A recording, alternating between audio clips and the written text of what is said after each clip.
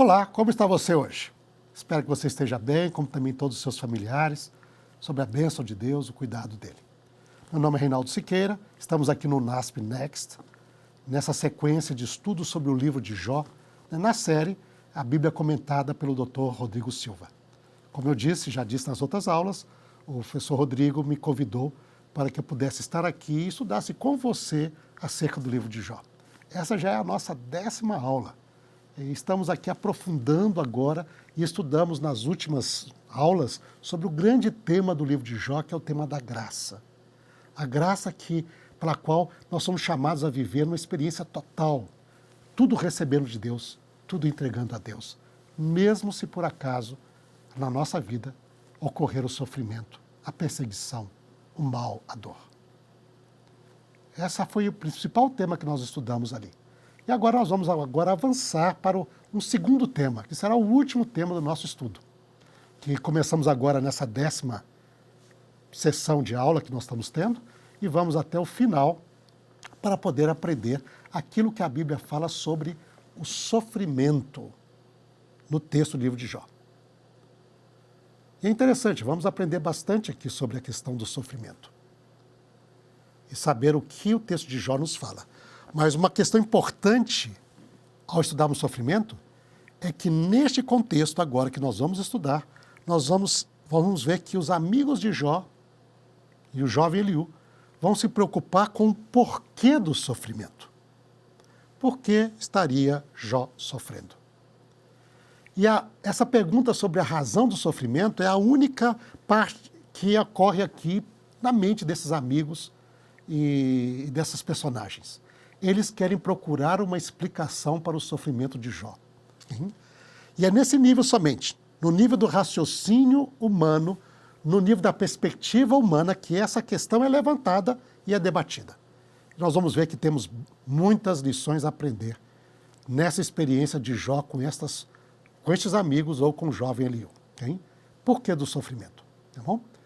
E aí aprendemos também lições acerca do sofrimento. Será que o texto explica o porquê do sofrimento?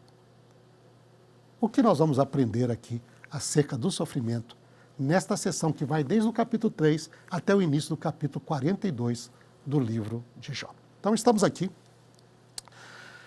Antes de nós passarmos para isso, eu gostaria de fazer uma observação com você. E essa observação está aqui. E seria importante nós mantermos isso em mente para compreendermos o que nós vamos começar a estudar agora. Essa observação está ligada à restrição que Deus colocou a Satanás na segunda prova. Está lá no capítulo 2, no finalzinho do verso 6. Diz Deus, mas poupa-lhe a vida. Deus não permitiu que Satanás tirasse a vida de Jó. Isso parece ser um momento que Deus, foi favorável a Jó, não é? Mas o surpreendente, ao nós lermos o texto da Bíblia, é que esta restrição de Deus vai se tornar o grande problema de Jó. A pergunta constante que vai aparecer nos discursos de Jó é: por que Deus não me permite morrer? Por que Ele prolonga a minha vida neste intenso sofrimento e não me permite descansar? E o descansar aqui é morrer para Ele. Por que Deus não me permite morrer? Lembre, nós vamos ler o texto agora, lembre-se disto, ao ler o texto, que este vai ser o grande problema de Jó. Vamos lá? Então nós temos a introdução a essa sessão de diálogo. Está no finalzinho do capítulo 2. Diz lá no verso 11 que os 3 amigos de Jó se reuniram com o objetivo de consolá-lo. Diz assim o verso 11 do capítulo 2. Ouvindo, pois, os 3 amigos de Jó todo este mal que lhe sobreviera, chegaram cada um em seu lugar. Elifaz, o temanita, principal cidade de Edom. Bildade, o suíta. Vimos que provavelmente isso é no norte da Arábia, já estudamos isso numa lição anterior. Zofar, o namatita. E provavelmente aqui estaria ligado ao pessoal de Amã, a região de Amã, de Amon, onde hoje está a cidade de Amã, na Jordânia. Tá? Mas seria o local ali ligado provavelmente com os amonitas descendentes de Ló. E combinaram então ir juntos, condoer-se de Jó e consolá-lo. O objetivo desses amigos era lá sofrer junto com Jó, condoer-se e consolar a Jó. E eles saíram então, cada um do seu lugar, e foram para lá. E quando diz que eles chegaram ali, houve impacto sobre eles. Eles não imaginavam que a situação era tão ruim assim. Era pior do que eles tinham ouvido. Diz o verso 12 e 13 do capítulo 2, levantando eles de longe os olhos e não o reconhecendo a Jó. Não conseguiram reconhecê-lo. Jó estava todo desfigurado, totalmente desfigurado, com as doenças que estavam desde a planta do pé até o mais alto da cabeça, no topo da sua cabeça. Então, não reconhecendo, ergueram a voz e choraram, e cada um, rasgando o seu manto, lançava pó ao ar sobre a cabeça, em prantos. Sentaram-se com ele na terra 7 dias e 7 noites, e nenhum lhe dizia palavra alguma, pois viam que a dor era muito grande. Esses amigos de Jó eram verdadeiros amigos. Você imagina, às vezes eu tenho ido a alguns momentos difíceis na vida das pessoas hospitalizadas, sofrendo, até mesmo no momento de morte. E é interessante, as pessoas vêm, dão um alô, dão um abraço para consolar e geralmente ficam um pouco e se vão. Eu lembro uma experiência onde eu pude passar com um casal amigo que perderam o seu filho. E eu, na experiência, não falei muita coisa, a única coisa que fiz, estive ali, ajudei junto com eles, né, todo o tempo. E depois esse amigo me falou, Reinaldo, sabe que muitas pessoas vieram, muitas pessoas me falaram, mas eu fiquei marcado por aqueles que ficaram conosco todo o tempo. E olha aqui, quão amigos são eles.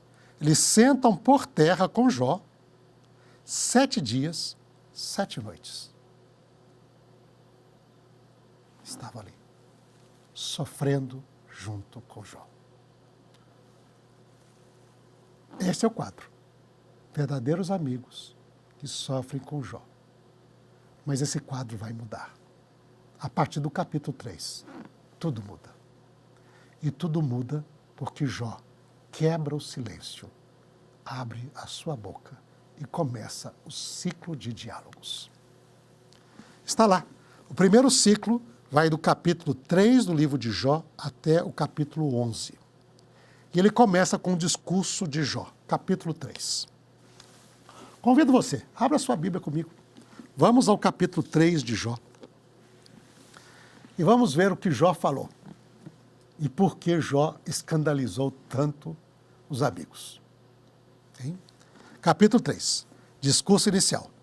Nós vamos ver aqui, Jó começa a dizer, diz o texto assim, depois disto, depois dos 7 dias e 7 noites, passou Jó a falar e amaldiçoou o seu dia natalício, o dia em que ele nasceu. Disse Jó, pereça o dia em que nasci, e a noite em que se disse, foi concebido um homem. Converta-se aquela noite em trevas, e Deus, lá de cima, não tenha cuidado dele, nem resplandeça sobre ele, sobre este dia a luz. Reclame-no as sombras da morte, habitem sobre ele nuvens, espante tudo o que pode enegrecer o dia, aquela noite, que dela se apoderem densas trevas. Não se regozije ela entre os dias do ano, não entre na conta dos meses.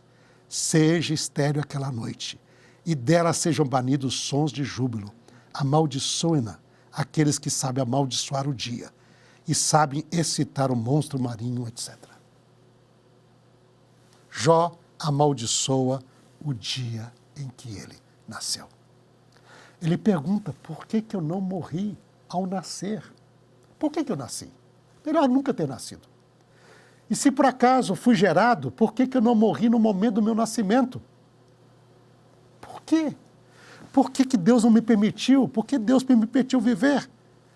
Para agora passar por este sofrimento tão atroz. Esse momento de reclamação, de amaldiçoamento, de amaldiçoar o dia que nasceu, vai até o verso 19. E depois, então, aparece o problema de Jó, nos últimos versos, que é o problema da sua questão.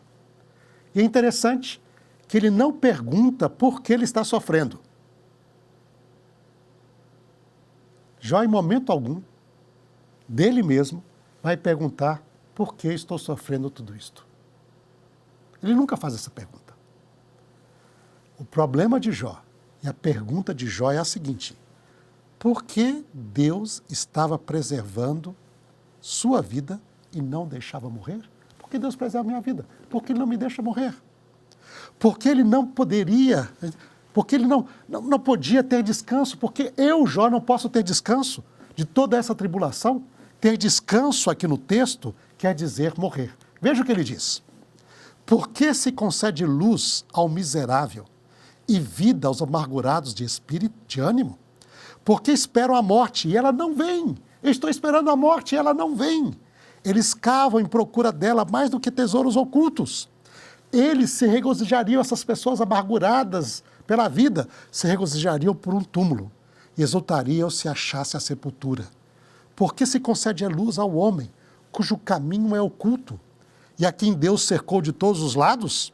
Verso 24, porque em vez do meu pão vem gemidos, e dos meus lamentos, e os meus lamentos se derramam como água. Aquilo que eu temo me sobrevém, e o que receio me acontece. O que Jó teme? O que ele receia? Diz, não tenho descanso, nem sossego, nem repouso. Ou seja, eu não morro. E já me vem grande perturbação. A grande pergunta de Jó é, por que eu não morro? Quem olha para mim diz, esse homem vai morrer a qualquer momento. Jó diz, porque Deus não me permite morrer. Ele nunca pergunta, por que Deus me permite sofrer? Não é isso. O sofrimento ele aceita. Recebemos o bem, vamos receber o mal. Deus deu tudo, Deus tirou tudo. Bendito seja o nome do Senhor.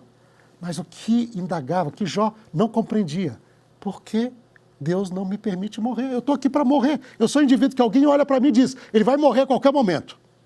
Mas eu não morro. A única coisa que vem é continuar minha vida neste sofrimento. É interessante aqui. Jó aparece aqui profundamente abalado e deprimido.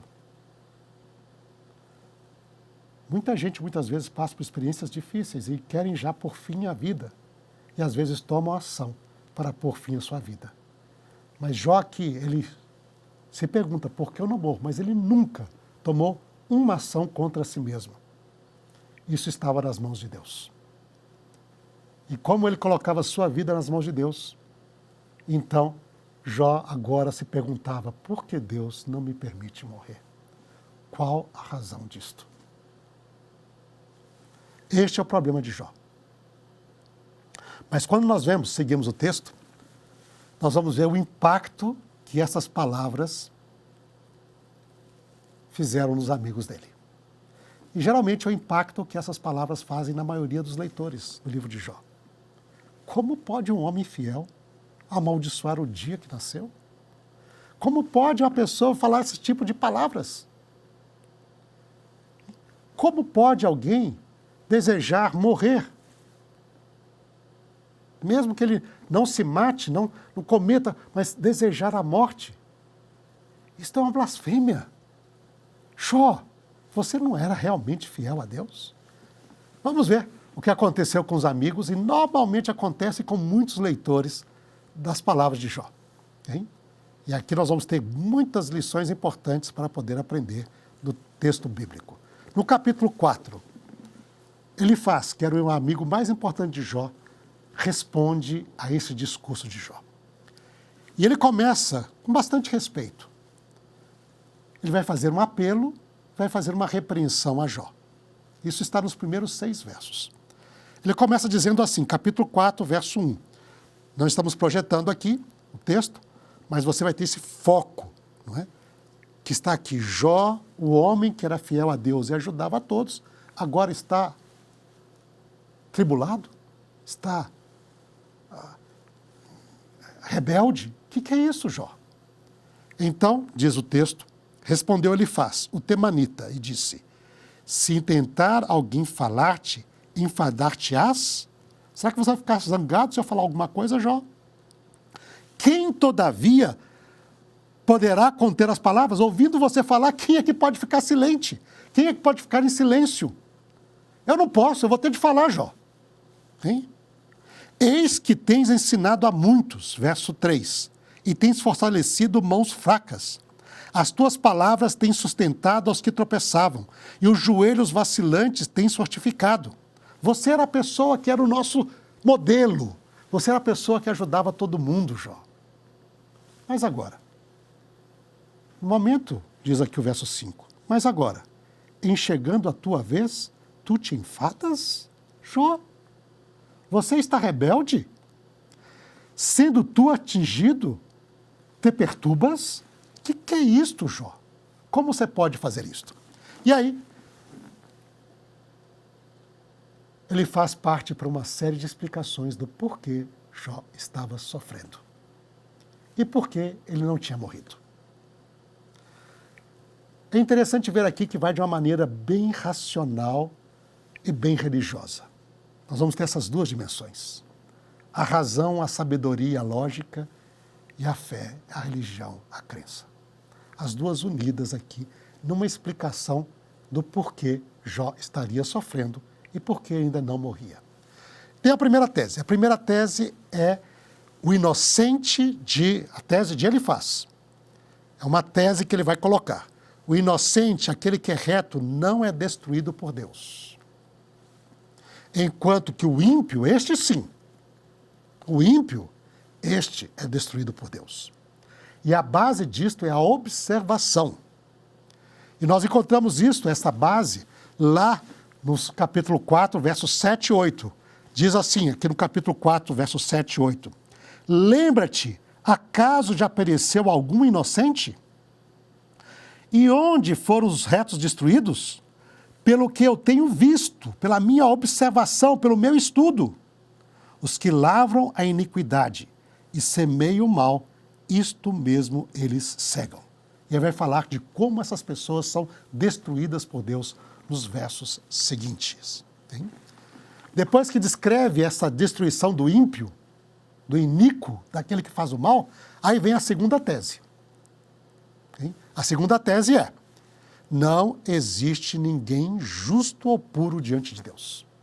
A vida do homem é frágil e sujeita a calamidades.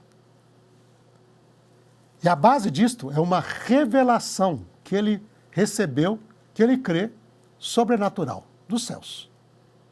Hein? Diz assim, hein? Aí está no verso 12 a 21. Vamos ver esta parte aqui, ela fala do verso 12 a 16. Diz assim, hein? Uma palavra se me disse em segredo, e os meus ouvidos perceberam um sussurro dela. Entre pensamentos de visões noturnas, quando o profundo sono cai sobre os homens, sobrevieram o espanto e o tremor. Todos os meus ossos estremeceram. Eu estava dormindo. Eu ouvi essa palavra. Eu comecei a tremer. O que é isso? Então, um espírito passou diante de mim. Fez-me arrepiar os cabelos do meu corpo. Fiquei todo arrepiado. Parou ele, mas eu não lhe discerni a aparência. Não vi. Eu vi um vulto. Um vulto. Estava ali diante dos meus olhos. Este ser que eu vi nessa visão noturna. Houve silêncio. E nesse silêncio, eu ouvi uma voz.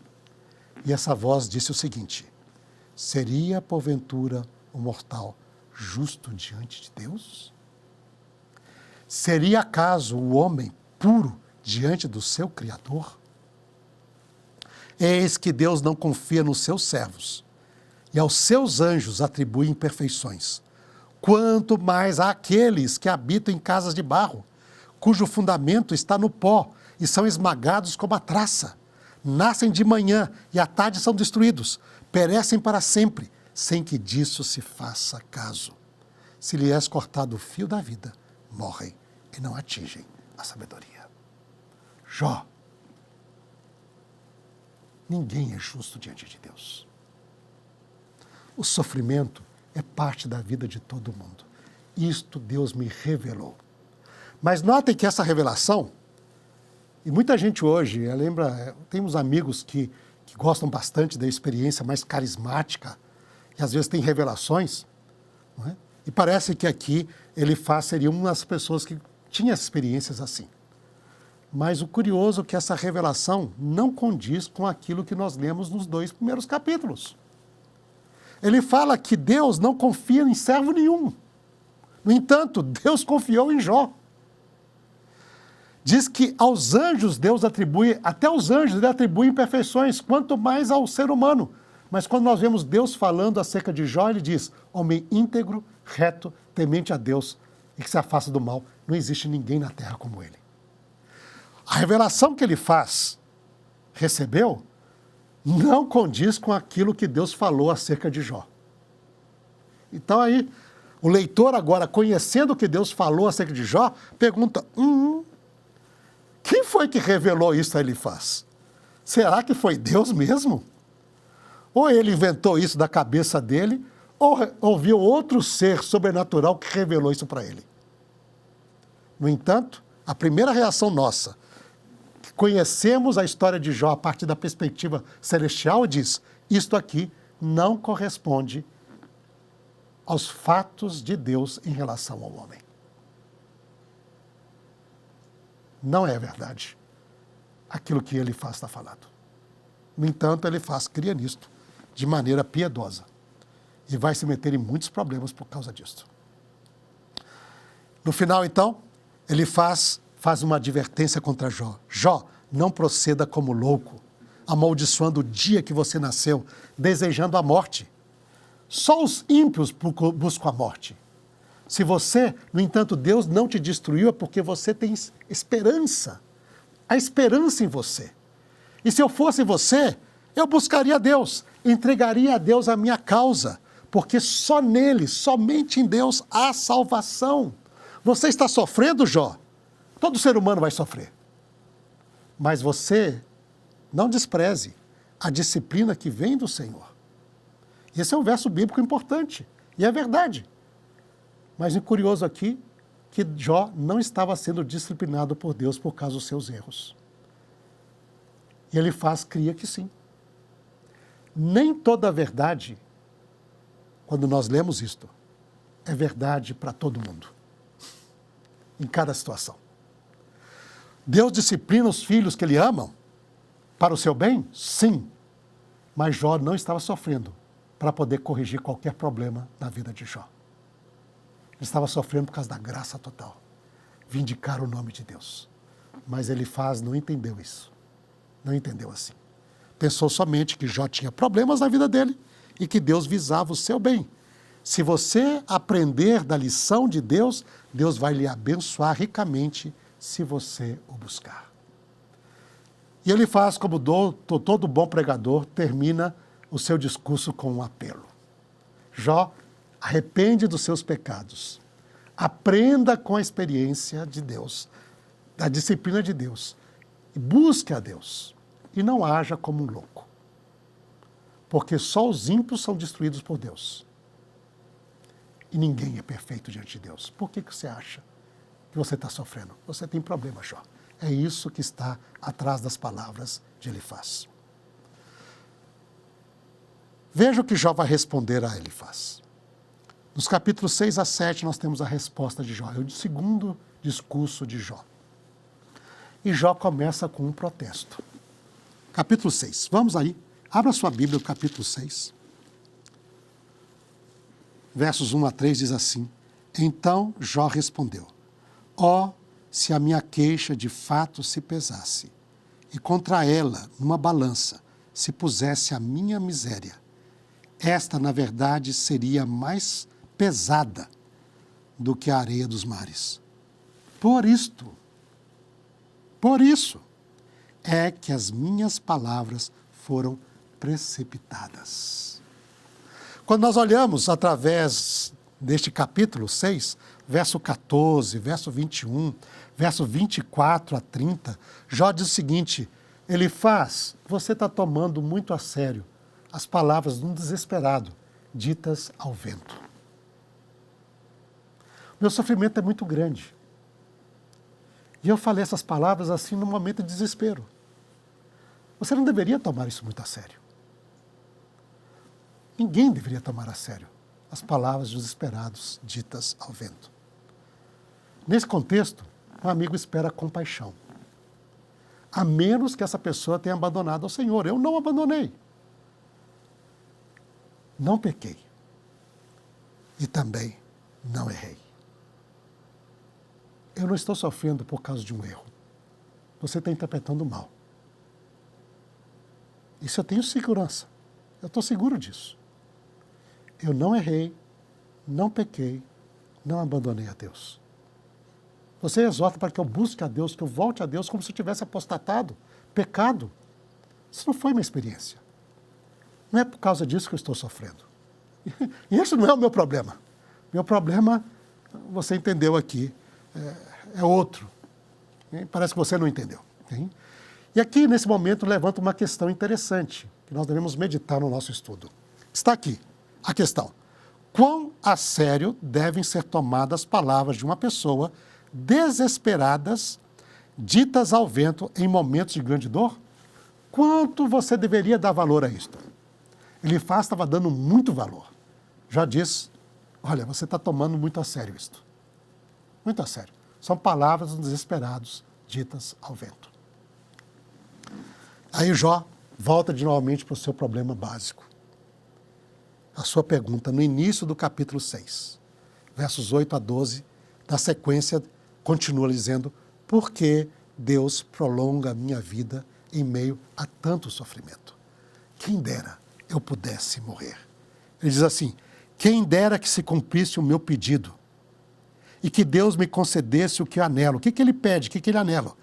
Que fosse do seu agrado, do agrado de Deus, esmagar-me, que soltasse a sua mão e acabasse comigo. Isto seria a minha consolação.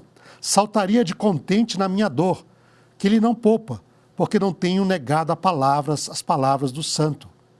Por que esperar, se já não tenho forças? Por que prolongar a vida, se o meu fim é certo? Por quê? Porque ele não me deixa morrer. Este é o meu problema. Não é porque eu estou sofrendo, porque Deus não me deixa morrer. E aí então, Jó contende com Deus. E aqui está a parte final, que é o capítulo 7 todinho. Quando nós lemos o capítulo 7, a situação de Jó é pior do que nós, como leitores, imaginávamos. Porque Jó vai dizer que ele está sofrendo não 7 dias, não uma semana, que estão os amigos dele, e diz que estou sofrendo há meses. Meses. Convido você a ler depois na sua casa esse capítulo. Aqui não temos tempo para fazê-lo, não é? Porque o texto é mais longo. Mas leia o capítulo. Ele diz, eu estou sofrendo há meses. Vários meses. De dia sofro o tempo todo. Aí eu penso, de noite vou descansar. E aí tu me atemorizas, Senhor, com pesadelos. Um pesadelo após o outro.